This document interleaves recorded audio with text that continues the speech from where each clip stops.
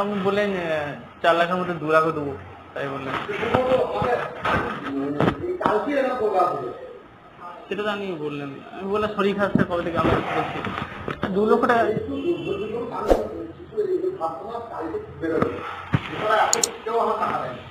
Sir 4 লাখের মধ্যে 2 লাখ দেন অন্তত আপাতত। স্যার 2 লাখ টাকা দেন প্লিজ, প্লিজ স্যার। আমি স্যার আপনার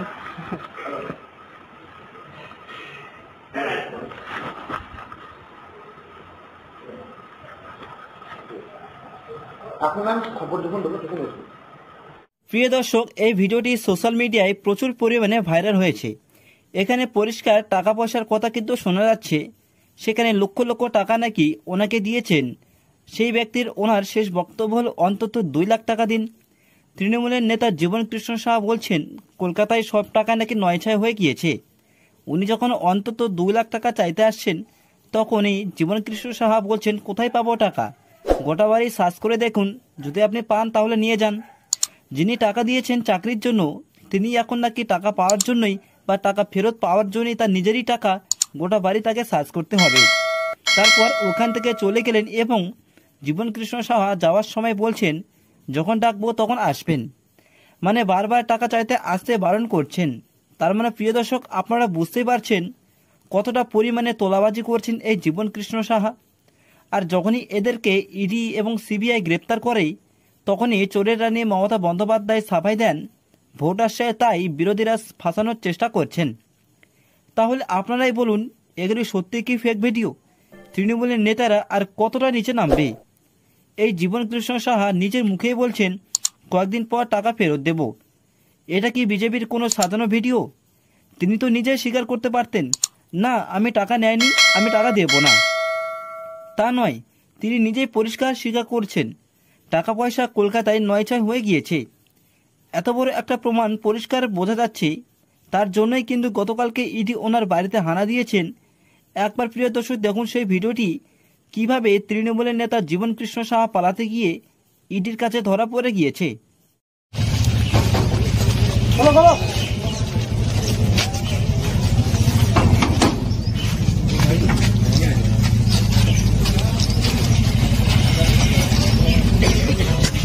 आपको बताएंगे इन्फॉर्मेशन अभी।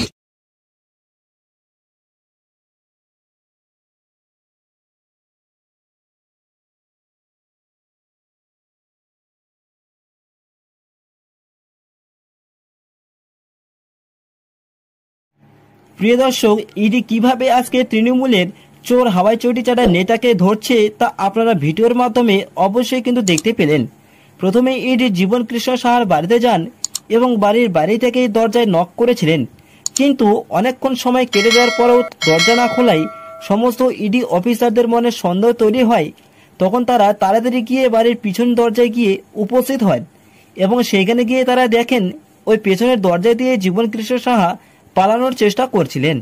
জানালার মধ্যে দিয়ে পালাতে গিয়েই তিনি একটা ঝোপের মধ্যে পড়ে যায় এবং তার ফলেই কিন্তু গোটা শরীরে কাদা মেখে একাকার অবস্থা হয়ে যায়। সেখান থেকেই ইডি অফিসাররা তাকে খপ করে ধরে নেয় এবং বাড়ির ভেতরে নিয়ে গিয়ে তল্লাশি শুরু করে দিয়েছেন। ঠিক এইখানে আমার একটা প্রশ্ন আসে যে ঠিক আগের বার যখন ওনার বাড়িতে ইডি এবং সিবিআই হানা দিয়েছিল জীবন কৃষ্ণ সাহা ঠিক একই রকমভাবেই কাজ করেছিলেন পালানোর। পাঁচিল টপকে পার হওয়ার আগেই সিবিআই তাকে ধরে ফেলেছিলেন। তিনি যখন 1 বছর ধরে জেলে ছিলেন বা জামিন পেয়ে বাড়িতে আসেন তিনি একবার হলেও তো অবশ্যই ভেবেছিলেন যদি তিনি দৌড়তে পারতেন তাহলে আর সিবিআই ওনাকে ধরতে পারতেন না। তাহলে 1 বছর পর জেল থেকে ফিরে জামিন নিয়ে বাড়িতে আসার পর তিনি অবশ্যই প্র্যাকটিস করেছিলেন যে কিভাবে ইডি এবং সিবিআই এদের হাত থেকে রক্ষা করতে হবে নিজেকে। তাই তো তিনি যখন আজ সকালে বুঝতে পারছেন ওনার বাড়িতে ইডি এসেছে সঙ্গে সঙ্গেই তিনি ঠিক ওইভাবেই পালানোর চেষ্টা করেছিলেন, কিন্তু প্র্যাকটিস না করার জন্যই কিন্তু আবারও ধরা খেয়ে গেলেন। এইটাই তো তৃণমূলের সমস্ত চটিচাটা চাকরি চোর কলা চোরদের বৈশিষ্ট্য। বসে বসে শুধু সাধারণ জনগণ এবং গরিব মানুষ এবং শিক্ষিত যুবক যুবতীদের হকের টাকা তারাই মেরে খাচ্ছেন। তার প্রমাণ আজকে জীবন কৃষ্ণ সাহা। পশ্চিমবঙ্গের পুরো রাজ্য সরকারটাই দুর্নীতিগ্রস্ত, মুখ্যমন্ত্রী মমতা বন্দ্যোপাধ্যায় এই দুর্নীতির নেতৃত্বকেই চালিয়ে যাচ্ছেন দিনের পর দিন। এই টাকার বড় অংশ কিন্তু ভাইপোর কাছে অবশ্যই গিয়েছে বলে দাবি করছেন বিরোধী দলের নেতারা। শুভেন্দু অধিকারী তৃণমূলের বিরুদ্ধে লড়াই করছেন চোখে চোখ রেখে বাংলার উন্নয়ন করার জন্য। সেখানে তিনি তার সর্বশক্তি দিয়ে চেষ্টা করছেন। আজ ওনার জন্যই কিন্তু আজকে তৃণমূলের একজন বড় চিটিংবাজ জেলে গেলেন। এইবার এই মহান রত্ন তৃণমূল কংগ্রেসের অনুপ্রেরণায় অনুপ্রাণিত এই ঘাসফুলের সৈনিক মামাটি সরকারের একজন উজ্জ্বল মুখ জীবন কৃষ্ণ সাহা চিটিংবাজকে আপনারা দেখলেন। তিনি যেটা করছেন সেটা কিন্তু মারাত্মক। এতদিন আমরা দেখছিলাম তৃণমূলের নেতারা ঘুষ নিয়ে তারা বান্ধবীর খাটের নিচে টাকা ফেলিয়ে রাখতেন, কিন্তু এই জীবন কৃষ্ণ সাহা হাতে ক্যাশ টাকা নেয়নি, পুরো টাকাটা নিজের অ্যাকাউন্টে নিয়ে রেখেছিলেন। চাকরি প্রার্থীর কাছ থেকে ঘুষ নিয়ে অযোগ্যদের চাকরি দিয়েছেন, সেই টাকা অন্য কোথাও লুকিয়ে রাখেননি, তিনি নিজের অ্যাকাউন্টে বুক ফুলিয়ে রেখে দিয়েছিলেন। বুঝতে পারছেন দর্শকরা কতটা উন্নত মানের চোর ডাকাত এই জীবন কৃষ্ণ সাহা, যাকে তৃণমূল কংগ্রেস এমএলএ করে রেখেছিলেন এতদিন ধরে। বুঝতে পারছেন ঠিক কি কি চলছে আমাদের এই পশ্চিমবঙ্গ রাজ্যে। বাংলা আর কতদিন সহ্য করবে? আর নয়, 2026-এ পরিবর্তন চাই, মমতা যাবে এবং মোদী আসবে। জয় শ্রীরাম। দর্শকরা, আপনাদের আমার এই খবরটি ভালো লাগলে এবং প্রত্যেকদিন এই রকমই টাটকা খবর দেখতে এই সংবাদ সারাদিন ইউটিউব নিউজ চ্যানেলটিকে অবশ্যই সাবস্ক্রাইব করবেন। তার সঙ্গে সঙ্গে লাইক এবং কমেন্টে অবশ্যই জয় শ্রীরাম লিখবেন এবং প্রতিটি বিজেপি কর্মীদের কাছে এই ভিডিওটি প্রচুর পরিমাণে শেয়ার করে দিন, যাতে প্রত্যেকের কাছে পৌঁছে যেতে পারে। দেখা হচ্ছে পরের খবরে, ততক্ষণে নজর রাখুন এই সংবাদ সারাদিন ইউটিউব নিউজ চ্যানেলে এবং এতক্ষণ ধরে এই ভিডিওটি দেখার জন্য আপনাদের সবাইকে ধন্যবাদ জানাই।